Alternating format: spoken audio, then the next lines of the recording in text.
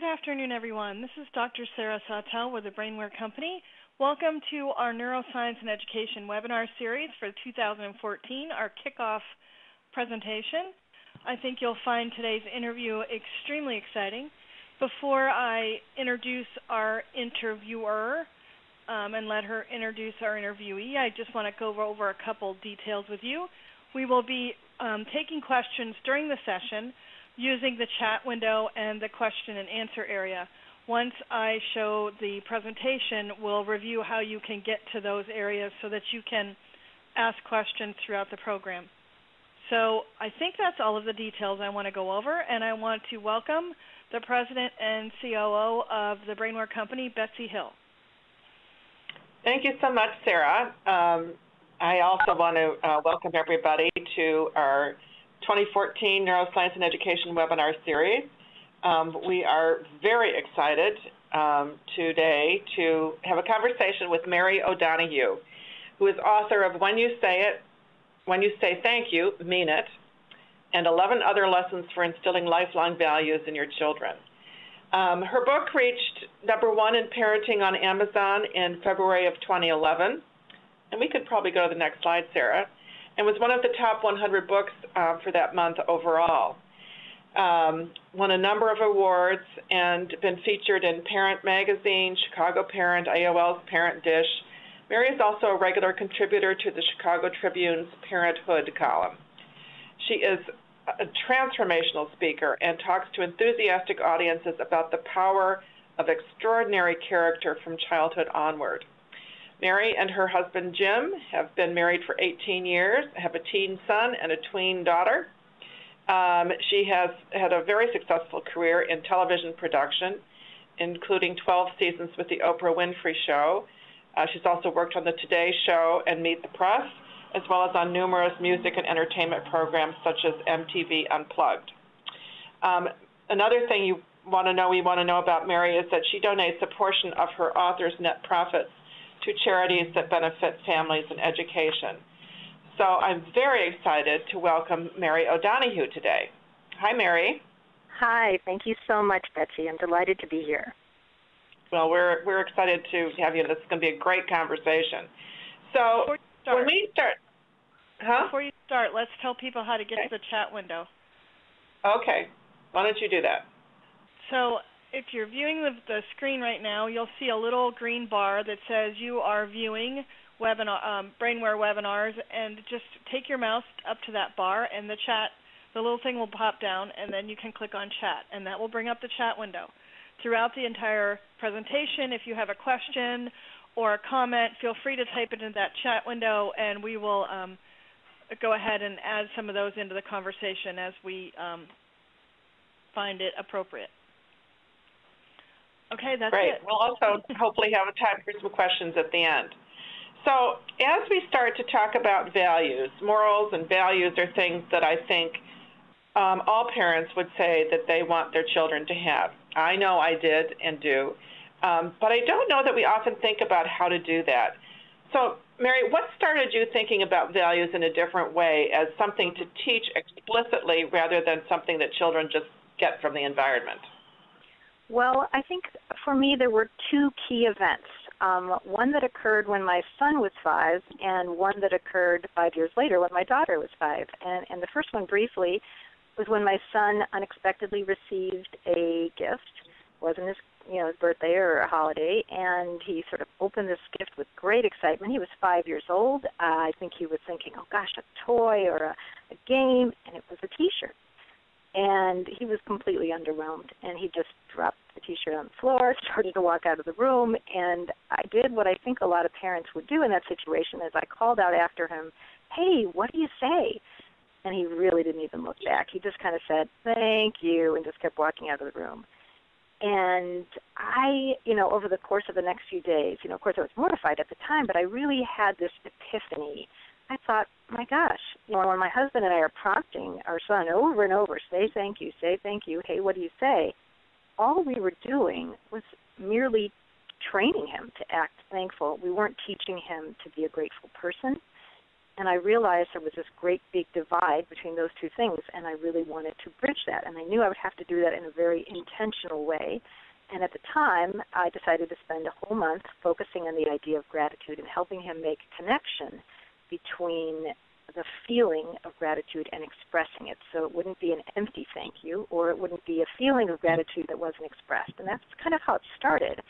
And then 5 years later, he was 10, my daughter was 5, and we were at a checkout at a store, and I saw her put a candy bar in her pocket. And I said, "What are you doing?" She said, "Nothing, look away, Mom." And nothing to see here.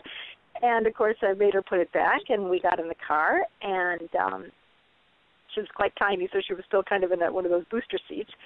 And I sat in the parking lot. My son was sitting there as well in his seat next to her, and I said, "What have Dad and I taught you about stealing and lying?" And she just kind of started crying. And then I thought, what have Dad and I taught her about stealing and lying? And I thought, I don't know what we taught her. I mean, we've modeled good behavior. We're very ethical people, and we certainly had done our best to, let our children know that things like stealing and lying were not acceptable and not morally right. But it occurred to me that I had been more reactionary rather than proactive about it. And really that was the key that made me, start to think that we have to approach teaching values to our children in a very different way, a very proactive, intentional way, rather than just modeling by example, because for us, that simply wasn't enough. And I also felt that in these very electronic times, kids have so many distractions that I didn't have as a kid. I would notice if my mom, got too much change back at the checkout and handed it back to the cashier. I wonder if kids today notice that if they happen to be on their cell phones texting a friend. So kind of that was really the approach that changed the way I look at values and teaching them to kids. Wonderful. And in your book, you address 12 values. And I know you sort of went through a process of choosing these, but how did you come up with them, and why these 12 and not some others? Well, I started talking to my husband about this, and I asked him, what are the most important things that you want to pass on, to the kids? And we kind of started having this conversation, and I found myself writing down, and I still have these pieces of paper. Wherever I was, I would sort of grab a napkin or a piece of paper, and I wrote down the same 12 qualities. I wrote down gratitude, self-respect, you can see it on the screen, respect for others, integrity, compassion, etc. And I thought it wouldn't leave me alone. I thought I really need to do something. And back when my son had been 5 and we had focused 1 month on gratitude, I thought, well, maybe I've got these 12 values in 12 months. Maybe I've got something here. And I had asked my kids at this time, Gracie being 5 and my son being 10, what matters to Mom and Dad?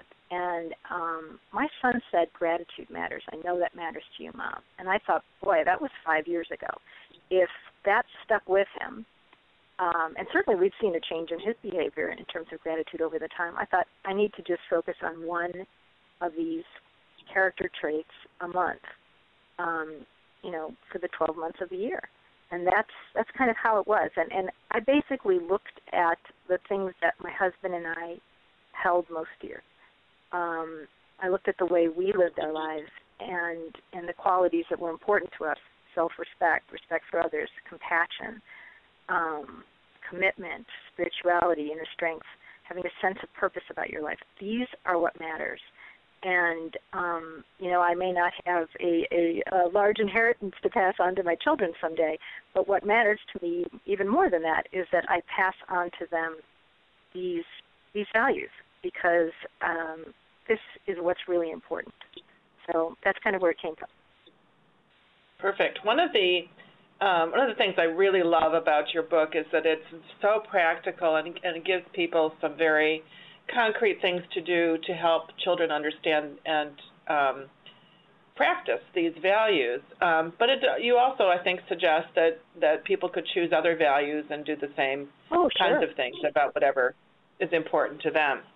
So let's take gratitude and start with that. And one of the things that I think would be difficult for many parents is figuring out how to talk to children, especially young children, about concepts like gratitude, because they're so abstract. I mean, you can point to an apple or a table, but you can't point to a gratitude. So how did you explain gratitude to your kids?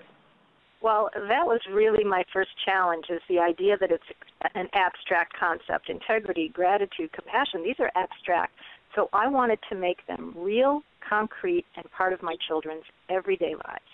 So I created, interactive exercises.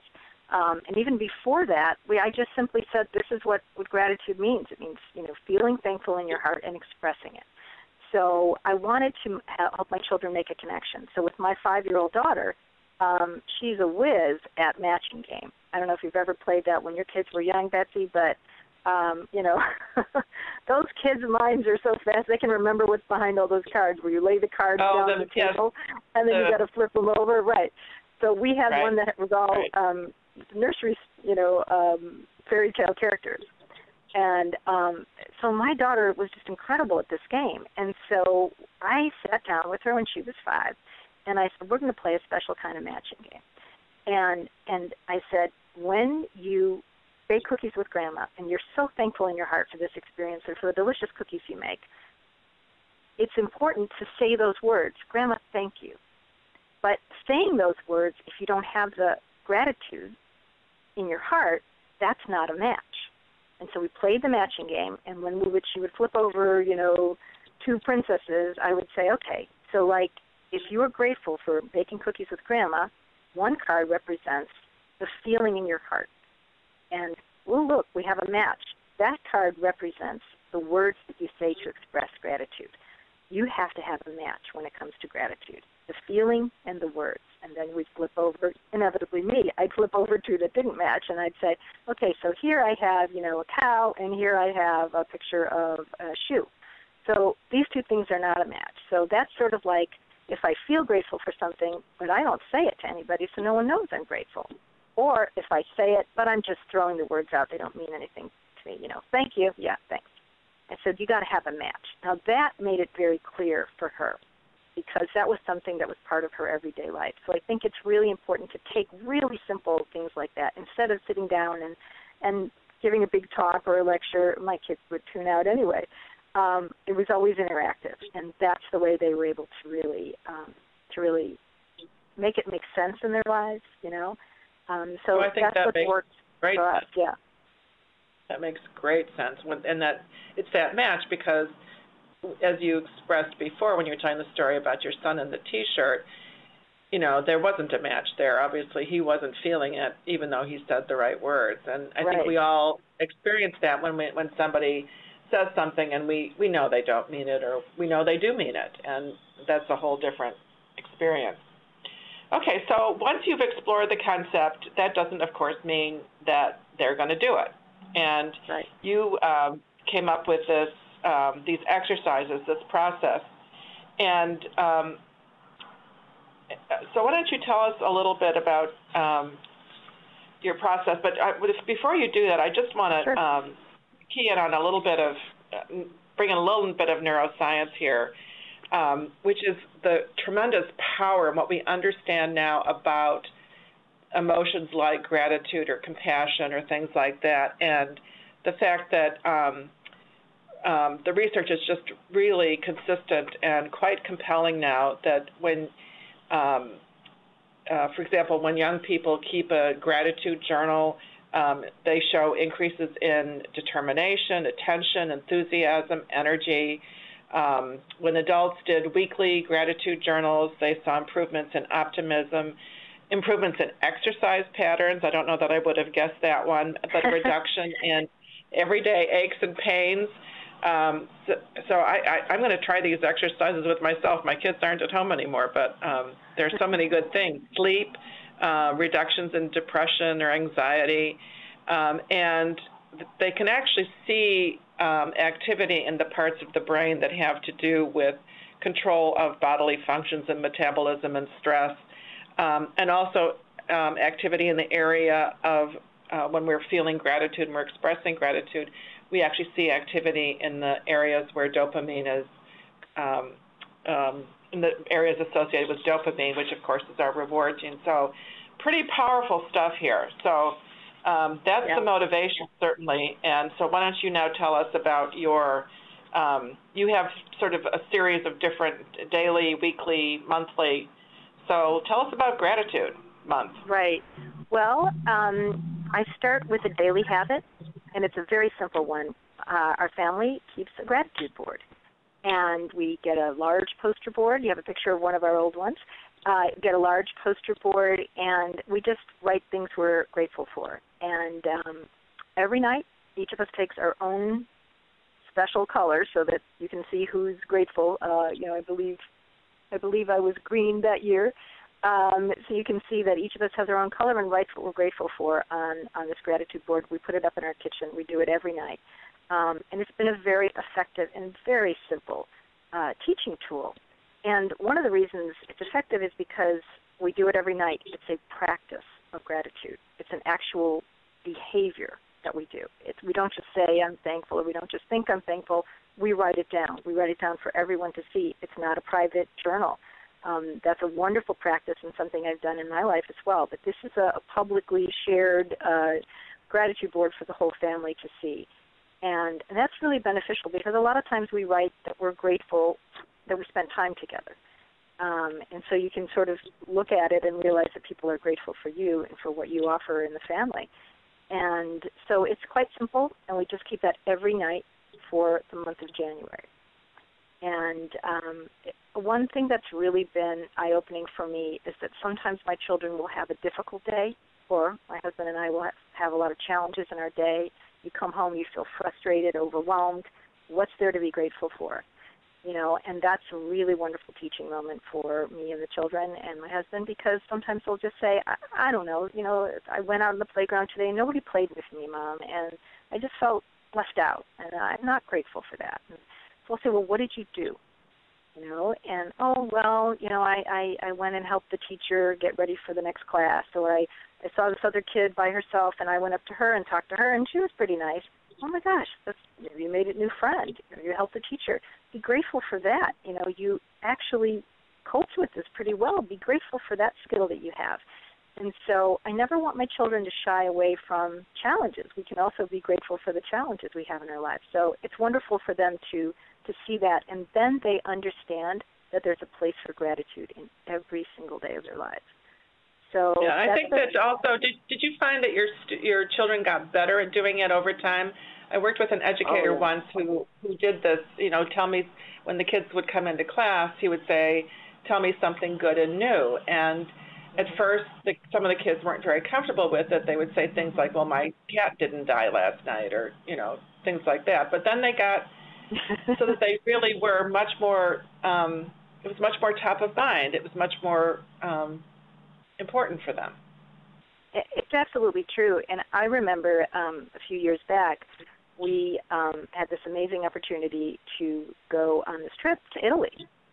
And, I sort of shared that with my kids, and I said, oh my gosh, we're going to go on this trip, and what would you like to do, or, what would you like to see when we're there? And my son was just like, I'm just so grateful. I can't even think. He was just like, what more could I want? I'm going to go to Italy, And my daughter, another example, which was really touching, was one day after a particularly difficult winter like we're having now in the Midwest, we started seeing daffodils out in the spring. It was very early, and we were absolutely thrilled. And she said, Mom, look, the gift of daffodils. And I never heard anybody phrase it that way before. And I was so touched. And this is months after Gratitude Month. This is in the spring, and I just love that. It's just sort of integrated into their lives. And so, yeah, I think it's the practice is a very powerful one. So then you have, that was the daily exercise, was the gratitude board, and then you have a weekly exercise for Gratitude Month. We call that exercise, we call that Rewind, and it's super simple. It's just you take something as simple as an apple, you hold it in your hand, and you say to your kids, okay, if you hand your child an apple and you want them to say thank you, but this is more than that. This is, well, where did this apple come from? Or where did the T-shirt come from, right?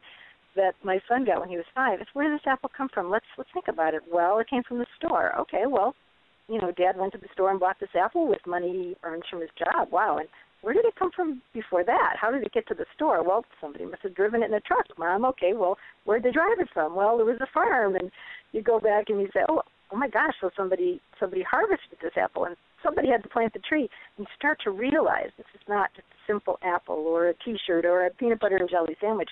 This is so much more. So I help my kids think about the process that brought this gift or blessing into their lives, and it just opens up your mind. It kind of blows your mind to realize how many people contributed to this simple apple being in your hand. And that really opens up the floodgates of gratitude, because you realize an apple is more than an apple. You've been taking it for granted perhaps, and then you really don't once you sort of think about the process. So that's a very simple exercise. We just do it once a week. Sit down at our dinner table and look at our meal, or we could be anywhere. Get my kids a new pair of shoes, and we sort of, hey, let's rewind this new pair of shoes. So it's quite simple, and it takes, just a few minutes. Yeah, you could do that, but you could do just about with anything. Anything all right, at and all. Then you wrap it all up. I'm sorry, go ahead. No, I just said anything at all, but yes, go ahead. Yeah. So, okay, now you get to the end of the month, or at some point during the month when you think it's appropriate, you have a little bit more substantial, might take more than just a couple of minutes exercise. Right.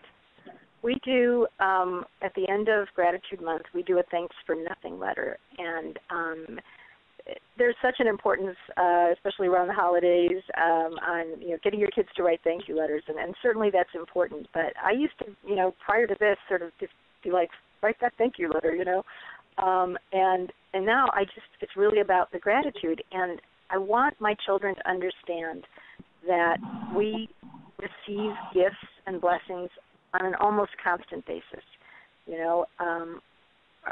Time we spend with somebody, friendship, compassion, companionship, laughter, these intangible gifts that we're receiving every day, I don't want them to go unnoticed. So once a year, at the end of January, we each write a thanks for nothing letter, because it's thanks for no thing. It's thank you for an intangible.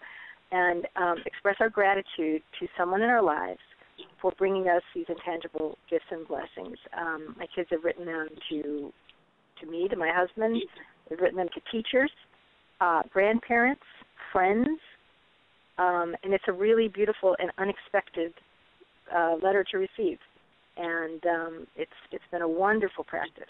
It's quite simple. It takes a little bit longer, but we just do it once at the end of the month. So you had some actual tangible evidence that your son absorbed that early lesson. Does that kind of thing pop up as you go through the year? Does it keep coming back? You mentioned one example, but I would imagine that maybe it's a little bit different when when something happens, or that if somebody got a present, they might treat it in a different way than your son did that first time. Oh my gosh, yeah. Well, they totally do. I used to, my husband and I, when the kids were very young, before we started all this, we used to think in terms of getting that quick thank you. I hand you a cookie and I expect to hear a thank you, or someone to snatch the cookie away, We realized we got a lot of thank you. It didn't mean anything. And yes, completely. Oh my gosh, Betsy, I get hugs after I, make my son is in high school, and he'll come home from school and give me a hug and thank me so much for the lunch that I made him. And we're just talking about a basic peanut butter and jelly sandwich, nothing special. But it's completely different. Yeah, they notice everything. My son has done rewind on his own, months after Gratitude Month, just holding a glass of water. And I said, what are you doing? He said, I'm rewinding this glass of water. Now, that's a really extraordinary thing, because we certainly take that for granted in our society. And I was incredibly touched. So, yeah, it's completely become a part of their lives. And I really, truly feel that they are grateful people at this point. And feeling grateful feels so good. It's just it's a wonderful, rewarding feeling. So that's just fabulous. It really does. And one last point about gratitude is I learned, as you say, it feels really good, and it also feels good when someone's grateful for you or some contribution you've made. And we as a family do thank each other much more often. And I make a point of thanking my children for, helping me out or making dinner with me or whatever it is. And it feels really good to them to be on the receiving end of gratitude as well. It's a very positive emotion and feeling all the way around. That's wonderful. So let's talk about compassion next. And first, again, just like gratitude, there is some wonderful developing neuroscience. I think we can go to the next. Yeah, that's great.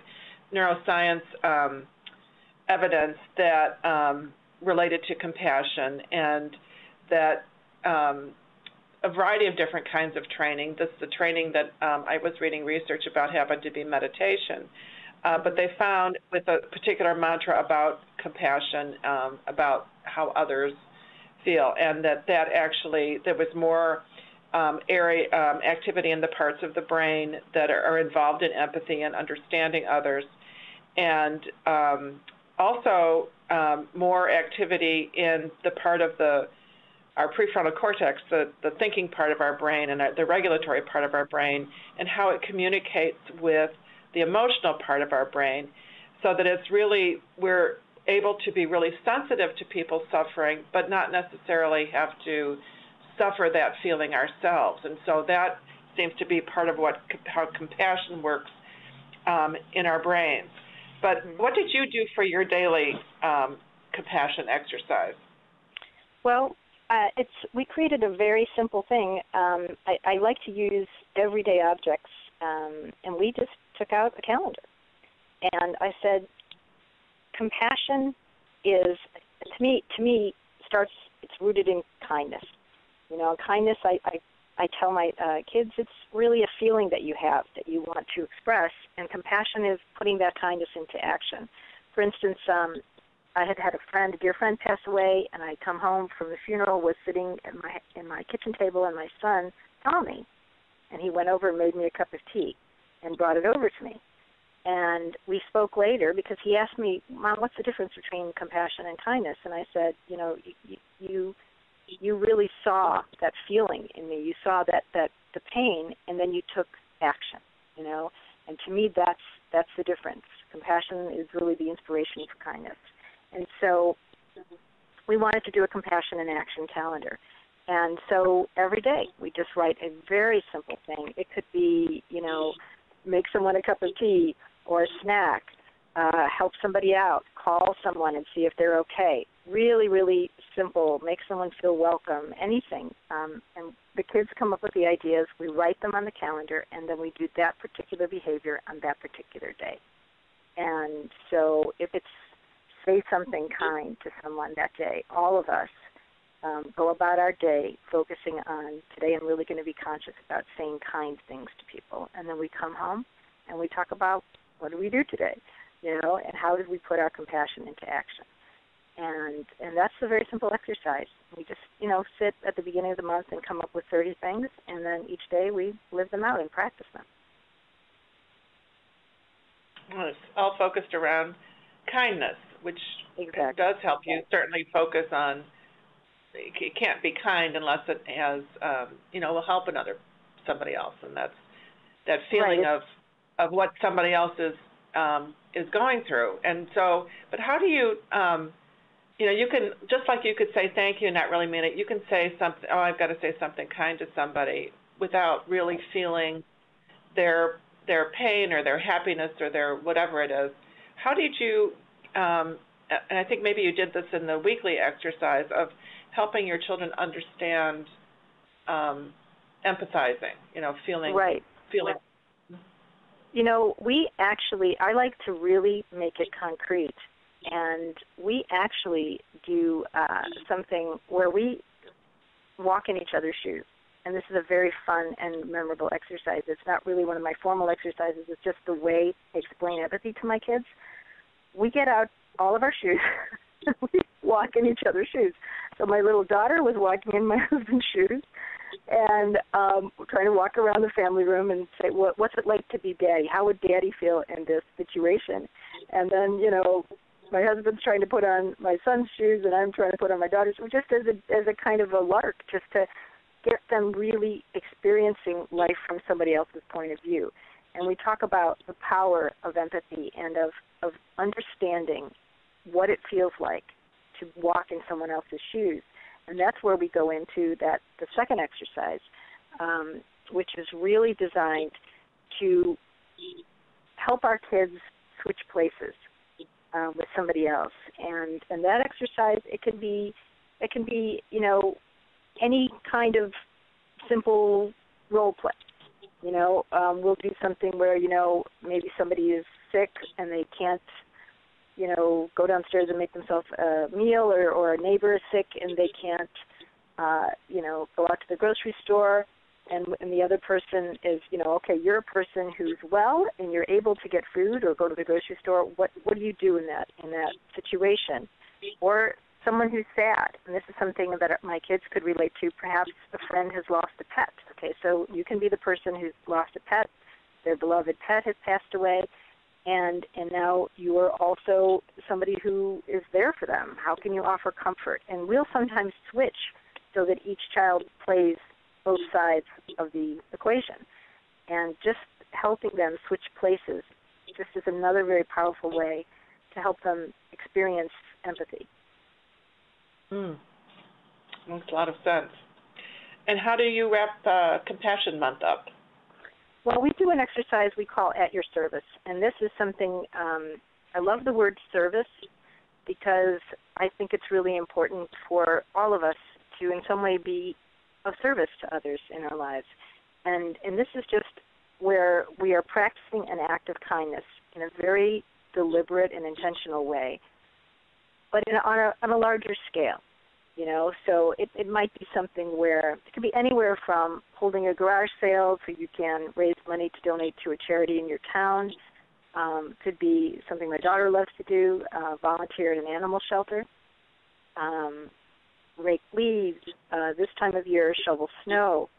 We're doing plenty of that, aren't we? Yes, exactly. And, we have a neighbor near us who's elderly and needs a little extra help, and so we're new to the neighborhood, but we've been helping her. And it's really important to instill in your children that this isn't just something you do once in a while. I tell my kids that compassion is an everyday thing. It is not something that you just pull out when there's been a terrible tragedy or an earthquake or a tsunami and you think, okay, what can I do to help? I'll send a check or I'll volunteer or something like that. It's an everyday thing. It's something that when you're at school and you see a child who's left out, you step up and do something about it. It's just part of everyday life, So it's a very, very powerful thing as well. Another one of the values that you work on with your children is one that means a great deal to me personally, and it's integrity. It's a little different from the others we've talked about so far because it's not necessarily a feeling. I feel compassion or I feel grateful, but I don't necessarily feel integrity. Obviously, it's more about sort of the congruence between our beliefs and our actions. So can you talk a little bit about what integrity means to you and your family and how you helped your children understand the concept? Yes, yeah. It's really one of the most important things I teach my children. And I tell them that integrity is simply doing what's right for the right reasons. And it's more than telling the truth. It's more than not telling a lie. And this is something that's really at the cornerstone of really who you are, And that's a key I tell my kids. Integrity isn't about, okay, I'm at school and I have an opportunity to look at some answers from somebody next to me because I didn't study last night. It's not really about that. It's about not what will I do in this individual circumstance every time, thinking, well, I won't cheat this time. It's not about that. It's who are you as a person? Are you an honest person or a dishonest person? Integrity goes to your core.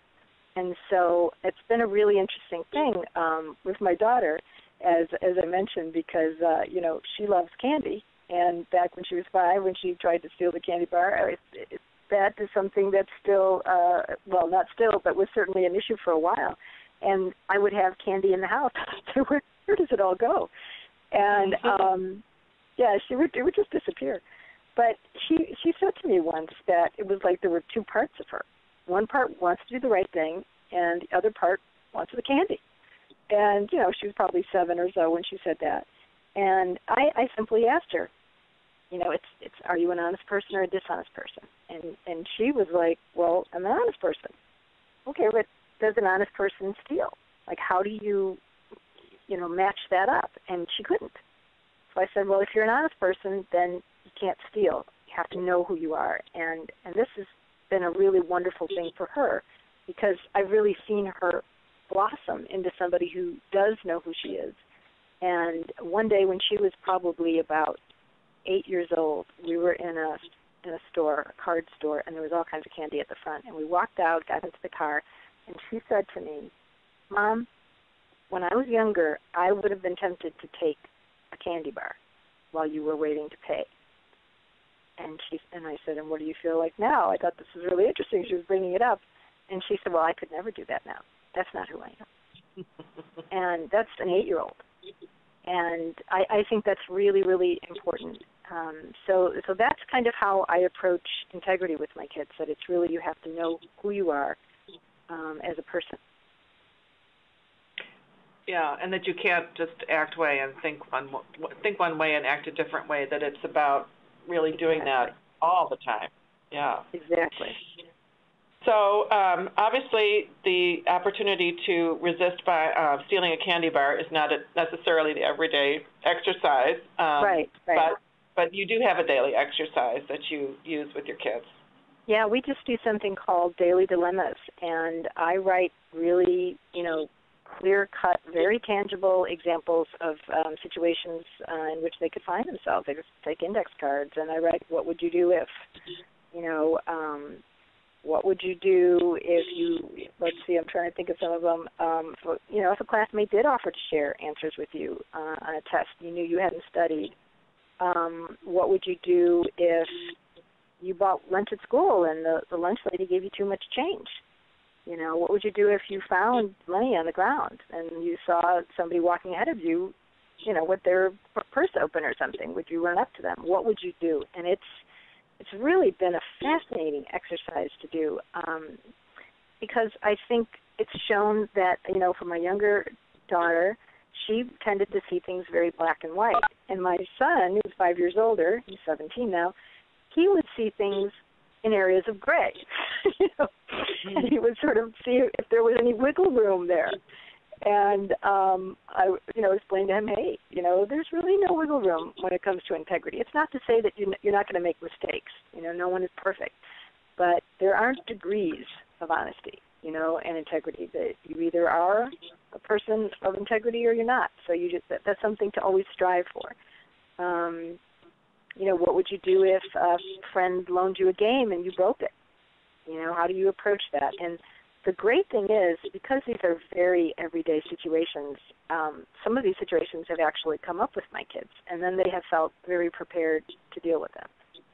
So it's very practical, very real, you know, very much something that would be relevant to kids' lives. Yeah, that strikes me as something that would be also very easy to do in a classroom setting. Oh, yeah. A number of these things could actually, I think, work very well in a classroom setting, but that one, and I can even imagine that you would have the children or the students come up with some of their own ideas, their own dilemmas. Exactly. And probably drawing from some personal experiences that they've had, but they can say it in a much more neutral, hypothetical way and then have others discuss it. And I think then you're also sharing sort of the common shared values that you have about what these choices mean. Exactly. Yes, I think it would be great in the classroom. Okay. And then what do you do for a weekly exercise when you're focusing on integrity? Well, we talk about promises. And, you know, in families, you might say, okay, I promise I'll take you to the movies on Friday, you know, if you do your homework or something like that, a parent might say. And what we decided to do is to write down these promises once a week. It's simply an exercise I call giving a promise. But you actually physically give it. You write it down on a piece of paper and you give it to the person.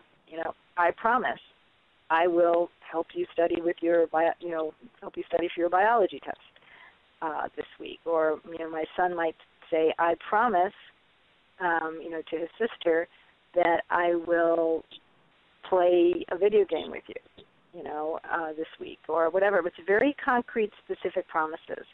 And then, we have a whole week, and at the end of the week we just gather as a family and we sort of see where do we stand. And if the week is over and promises haven't been kept, we simply discard, not in a judgmental way, but we simply say, okay, well, that promise wasn't kept, we discard it. If the promise was kept, we keep it in a jar, like a clear glass jar, that we display the promises that we keep to each other. And it's again, concrete and real. And they can see it, and they can see that they kept promises, and promises were kept to them. And being on the receiving end of an unkept promise is not a fun thing. It's not a comfortable thing. And so it sparks debate and discussion among the family of, hey, why didn't you keep your promise? And so I think it's a wonderful learning experience. And it helps my children understand that if a promise was not kept and how they feel, they don't want someone else to feel that way. So they really do make extra effort to always keep their promises because they know what it's like when you're on the receiving end of not having it kept. Right. It's one of those things that I think, I see a lot of it in the business world. I see a lot of it in schools as well that we work with about people, and sometimes it's so easy to say, "Oh yes, I'll do that," and then and then people don't do it, or they don't do it when they said they would. And I think that it's really a statement of how we value the other person ultimately, and I think that's how we take it when people keep or don't keep promises to us. I agree. Which is why that, and your kids are getting that experience from an early age, which is just wonderful. And then you have a very fun exercise for integrity at the end of the month, as I recall. Yes, we have an exercise we call "Where's the Trust?" and this is really one of our silliest exercises. But my kids can tell you exactly where they were and exactly what happened the first time we did this exercise because they remember. Because it's extremely silly. We just get a carton of raw eggs, and we sit on the floor, and we pass, with our eyes closed, we pass the raw egg from one person to the next, okay? And we do it fairly quickly, and the idea is that you're going to trust the person next to you to hand you the egg appropriately, and the person receiving it not to drop it. And it's just a silly kind of thing, but it just makes them laugh, and it makes it not so serious. And that feeling of, I'm trusting you with this egg, and I'm being trusted with this egg, really, really stay with the kids. And it's just really the point was so that they would understand what it feels like to entrust somebody with something and to be on the receiving end of trust in a really funny, silly way. And they love it. Do you ever have an egg that doesn't quite make it through the process? Well, we've had it on occasion, sure, but mostly when we've done it successfully, the kids are very disappointed because we have not made a mess, and then they'll ask if we can simply play toss with the eggs, and then they inevitably end up on the floor. So I think that's why they remember it so much. There's a lot of giggling during this exercise. And I think that's also really important because I don't want it always to be so serious. You have to have these character traits, and I want to, shove these values down your throat. It's not like that at all. It's that let's just make them a part of everyday life, and let's make it fun and memorable and enjoyable. And because there should be joy. There should be joy in living your values, And that's and actually, and joy is actually the last of the values that we wanted to talk about today. But I see that Sarah is having a little difficulty with the PowerPoint, so I want to give her just. Sorry about that. I was hoping someone would get a phone number, and it required me to do a dance, and apparently I'm not in dancing mode today. Well, you should dance if we're talking about a sense of joy. Right, that's right. Stop sharing this window and go share the other one again. There we go. And what we want to do is when we show this next picture, we want everybody to get up and imitate it. There we go. Right? Sounds so it should be seen. Of course, we don't have I don't have that beautiful. Well, I mean, I could walk over to the lake, but I can promise you, I wouldn't want to be jumping in bare feet today. So. But I love the exuberance there, and when you're feeling that joyful, sometimes you just can't help but jump up and down, you know. Yeah. And I love that image, and this is a really very, as I was saying, the point is to be joyful, and if I may share a story from the Sense of Joy month, very briefly, it really taught me a lot about joy.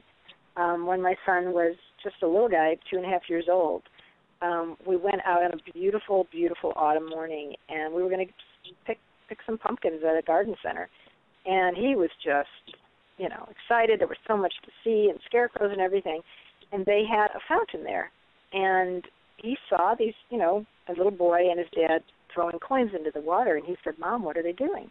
And I said, "They're making wishes." And he said, "Oh my gosh, do you have any coins?" And I reached in my pocket and grabbed a bunch of coins, and I had a bunch of pennies, and I said, "Here you go." And I gave him a coin, a penny, and I showed him how to stand and, throw it over, from behind, kind of back at the fountain. Mm-hmm. And so he did that, and he was so excited. And, he's 2.5 at the time. And then he said, "Can I have another one?" And he just did it over and over till I ran out of pennies. And I was like thinking, goodness gracious, what is he wishing for? I mean, these must be some pretty exciting wishes that he's making in the fountain. And I said, "Honey, well, what did you wish for?" And he just looked at me. I will never forget his answer and the biggest smile on his face. He said, "I wished for more pennies." Oh. And I was completely taken aback because I missed the point. He was joyful. He was living in the moment. The action of the fun of throwing pennies in a fountain, something he'd never done before, was enough. He didn't need to wish for anything. And it really stopped me cold in my tracks, and I thought, wow, he's inhabiting this joy, and I'm standing on the outside looking at it. And it was a really profound moment for me as a parent, and helped me realize just how important it is to be joyful. Do you connect that feeling of joy with being in the moment, which is an expression that some people use? Do you connect that? I do, and I think that moment there taught me that because he was completely in the moment. He was experiencing that joy of tossing pennies rather than projecting into the future, well, I'm wishing for an ice cream cone or something, and that ice cream will bring me joy. He was right there. And I wanted to be right there too. And because of what he said, I was brought in to the joy. And I think it really is important to be in the moment, to experience it, to really soak it in. And then that's the lesson he taught me that day. Yeah. So what do you do to help them experience joy on a daily basis when you get to Joy Month? We do a real simple exercise we call Don't Hurry, Be Happy, and it's our daily exercise that we do, and we simply each write down an index card a variety of things that make us happy. And this can be very silly things. And then we just sort of put it in a jar, mix them up, and then each morning we pick one person's suggestion. It could be watch a silly video, do the twist to some old song. It might be, I think one year my son put, we should talk in Pig Latin, so we were trying to speak in Pig Latin at breakfast. It could be something beautiful. It doesn't have to be silly. We can receive joy from, looking at a gorgeous picture or hearing incredibly beautiful music. Louis Armstrong, What a Wonderful World. My gosh, you listen to that, you do feel joy. Another thing my daughter made us do was make a picture of ourselves, but we had to do it, we're all right-handed, we had to do it left-handed, try to draw a picture of ourselves. Just incredibly silly things. I had a family who was doing this Sense of Joy Month with their two young girls. I believe they were 5 and 7 years old. And the girls, one of the girls had written, have a tickle contest or something, right? So the first day of Sense of Joy Month, they picked that one, have a tickle contest out, and so they all started tickling each other. So the next day, the girls took all the rest of the things out and put only the tickle contest one. So when the parents picked it again, it was the tickle contest. They did a tickle contest for 30 days. They did it every day for a month. And this just became the most joyful thing for that family. And that mom still tells me about it. They'll never forget that. And it's just something simple to just say, hey, joy is a practice too. You know, you practice gratitude, you practice compassion, practice joy. Make it a part of your everyday life in a conscious and intentional way. And it's not hard if you remember those little things or those silly things. Oh, those are the best. And when you said don't hurry, be happy, it reminded me one time I can feel exactly where I was in my house, and I'm not sure which of my sons it was. I think it was my middle son, who was probably about 4 or 5 at the time, and I think I must have been obviously a little stressed out or a little worried about something, trying to get them to do something, and he just looked at me and said, and this was right when that song was out, don't worry, be happy. Yes. And he said, don't worry, be happy. And of course, then you instantly are, and nothing else matters. Exactly. That's so true. But then we get the opportunity to turn that around on someone else, and right. I think that's what you do for your weekly exercise. Right. The exercises that I do, they're kind of designed so that the children will experience different aspects of that same value. And so, just the idea of making an effort to instill joy in other people. I'll tell a super brief story. When I was younger and I lived in the city of Chicago and I was commuting, I had moved back to the city from Washington, D.C., and I would commute to my job. And I always wanted to get on a certain train because there was this gentleman, this train conductor, who was so exuberant and joked the entire ride. And I never saw him, just heard his voice. But oh my gosh, did he make me laugh. And he would say, hey, it's a beautiful morning, look at the person next to you, start talking to them, hey, they're cute, just crazy, silly things, and just he'd sing, he would laugh, and I would get off that train with the biggest smile on my face. And he made a difference just by sharing his joy. And so that's what this exercise is about. It's just doing something that brings joy to someone in your family. And one of my key things I mention is that for grown-ups, for parents, play with your kids. Get down on the floor. Go outside. Go for a bike ride. Be silly with your kids every day. Cuddle up and watch a movie. Play sports. Make somebody breakfast in bed. Who doesn't love that? Bake the dessert for somebody in your family that's their absolute favorite. One of the things my daughter used to really like to do, she'd like to style my hair. When she was little, I would let her do whatever she wanted, because it brought her joy. And I could just see her light up when I would say, hey, you want to style my hair today? And she'd oh, gosh, yes. And she would do all kinds of elaborate things. And, anything. It just bring joy into the lives of others and just do it in a very intentional and happy way. And so that's the point of this exercise. It's very simple. Just once a week, choose something that you do for someone in your family that brings them joy. What a wonderful, joyful week, 4 weeks that month would be then.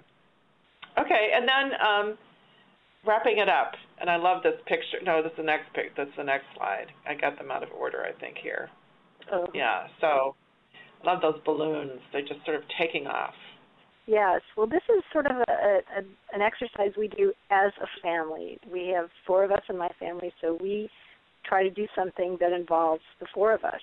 And it could be, going to an outdoor concert. It could be go to the park, camping, fishing, hiking, go to the museum, go to the Art Institute, have a party, make a fun family dinner, try new recipes. It's just anything that as a family we do that's just supposed to be fun. And we did one, this was a very spur of the moment thing. It wasn't even at the end of the month.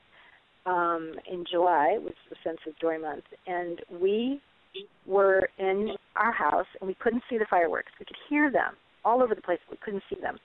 And it was, my kids must have been fairly young. We were in pajamas, and it was a beautiful summer night, and I said, let's get in the car. So we all got in the car and went to the park in our pajamas, and it was dark. And the highest spot in the park was the top of the slide, so we all went up the top of the slide. And we're just looking around, and we could see the fireworks. Oh, my gosh, my kids still talk about that 4th of July. You know, just something silly like that. And, you know, life can get very serious, and certainly our children are going to face challenges as children and in their adult lives. And I just always want to keep this sense of joy, this undercurrent of joy there, like a river kind of going through their lives that they can tap into when they need it. And so it's just important to let kids know it's not all serious, you know. And we have a lot of fun. And I love spending a month just focusing on this very, very important thing.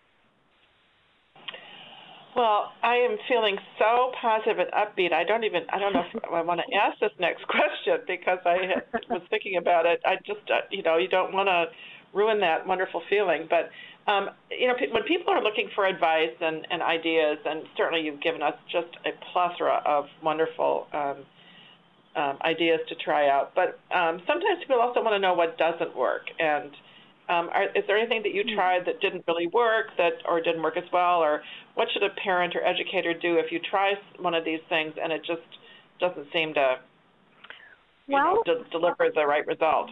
Yeah, because each family is different and people are different. Throughout my book, I have, after every set of exercises, I have something called variations.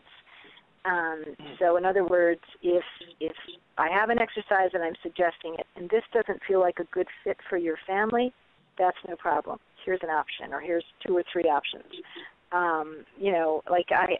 For instance, we talked about switching places in compassion. So for that, I might say, hey, not every child feels comfortable role-playing. It might just feel awkward for a child. So maybe your child likes to write or draw, and you can kind of help instill the lesson that way. Or you can read a book with them. Christmas Carol is a lovely book by Charles Dickens about living life with compassion. That's the message for an older child. And Frank, The Diary of a Young Girl, teaches an incredible lesson about compassion. So I offer many variations throughout the book that if this particular approach doesn't work for you, or you don't even want to try it because it doesn't feel like a good fit, here's 5 or 6 other ideas that you can try to instill, to instill this value, because it has to be a good fit. It has to feel natural for you, and that's the key. That it has to work for each individual family. Right. Okay, well, we are nearing the top of the hour again, and I want to see if anybody has asked any questions along the way. Sarah can check and see whether any of our participants today have had some questions that they have typed into the chat window. If I were listening, I would just have been listening and writing madly down because I want to try all these things. And I think that was probably the case. We didn't have very many questions other than people that were having audio go out and causing me to jump through. Thank you. There actually is one right now that, since we've been talking, that said, how can this be adapted to a school setting? And somebody wants the 12 items again. So I'll put the 12 items up on the screen again. Yeah, and then how can it be adapted to a school setting? I'll let you address that while I put that up on the board. When I created it, it was made for families, but when my children would be going to school, they would inevitably say to their teacher, oh, it's Gratitude Month, or it's Compassion Month, and so I am doing this, this specific thing today because it's on my Compassion Action Calendar, and I thought it was really important, and so the teachers would start to ask me about this. So I certainly have provided my book to many of the teachers that I've known along the way, and I believe they've integrated some of these ideas. So I think it's certainly very possible because, as I say, there are a lot of variations on the exercises. And, I speak to parent groups, and we'll be speaking to school groups of children this year. And so, really it is my goal to make it more accessible in the classroom, so it can be of use to teachers. And, things like respect for others, self-respect, compassion, these are such important qualities to be in a classroom and be in a school. So anything I can do to help teachers is certainly a goal of mine. But it's not specifically at this point designed for that. Right. And I just think, though, we would be... sorry, go ahead. No, I just was going to say that, we mentioned, I think, along the way a couple of times. I think, for example, a gratitude board is something that you could do in a classroom setting where you're capturing all of those things that people really are thankful for and have them to focus on that on a daily basis. I think that some of these other things about trust and integrity, those daily dilemmas, I think would be fabulous in a school setting to get kids talking about what goes into that decision and how they feel about things and how they feel when someone doesn't keep a promise. And, those are real helpful for, I think, socialization, helping people, because after all, we want our kids to, function effectively and responsibly in a social setting. Yes, and I have gone in and spoken with parents and open house nights, and I've done gratitude boards with schools where during open house nights, kids from the entire school come and write what they're grateful for, and bring pictures and stickers and all kinds of things. And then those stay in the schools and they display them. And so that's a pretty special thing. I've been honored to be a part of that. Wonderful. Sarah, was there another question? No, there's one that more is better for our final wrap-up, thanking us very much for this particular webinar. And they have notes, and they thought it was one of the most effective and practical webinars they've been to. Oh, thank you. Thank you for that lovely comment. And when I get emails from Mary, they always end with heartfelt gratitude. And Mary, I want to express our heartfelt gratitude, and I think probably that of everybody who was a participant today, for your wisdom and your wonderful stories and your wonderful ideas. And I look forward to hearing how people implement them, especially in a school setting. And I hope people will continue to share that with us. Great. Thank you so much. The last question is the title of the book. We'll include that in the follow-up webinar. Yeah. The title of the book is How to Mean It When You Say Thank You. Yes. When you say thank you, mean it. Yeah. Sorry, I got it backwards again. When you say thank you, we're going to say it again. When you say thank you, mean it. And Mary certainly showed us how to mean it when we say thank you. So. Thank you. Thank you so much, everyone who attended. Thanks, everybody. See you another time. Yeah, thanks. Bye-bye.